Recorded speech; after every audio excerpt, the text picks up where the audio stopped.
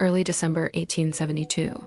The North Atlantic was calm. The Canadian brigantine de Gratia sighted another vessel drifting about 400 nautical miles east of the Azores. The ship's sails fluttered loosely, her course uncertain. Through a spyglass, Captain David Morehouse read the name painted on the stern, Mary Celeste.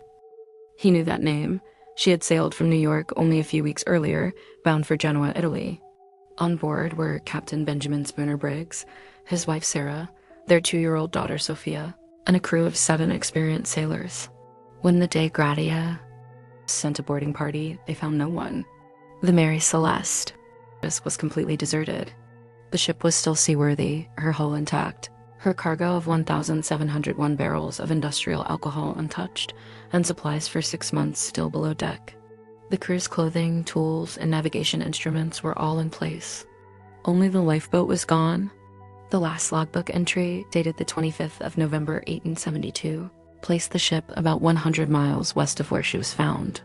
There were no signs of violence or panic. In the captain's cabin, a sewing machine sat on the floor beside a half-mended garment. Sarah Briggs's belongings were neatly stowed. Dinner had long since gone cold. What could make an experienced captain abandon a sound vessel in mid-ocean? At the Gibraltar salvage hearing that followed, every possible theory was examined.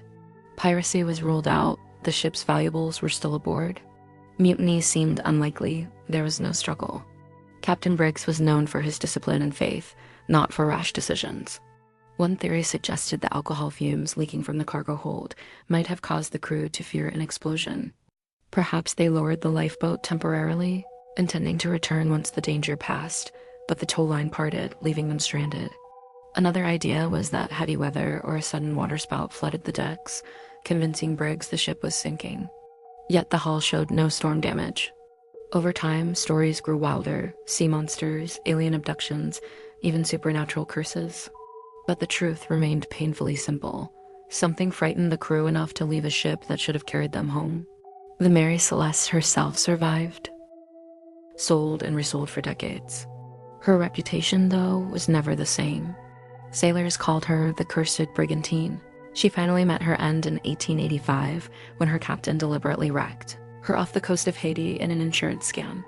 But it was that silent morning in 1872 that made her legend, a ghost ship adrift in the Atlantic, her wheel turning on its own, sails whispering in the wind. No sign of violence, no sign of life. Just the endless sea and a mystery that still refuses to sink.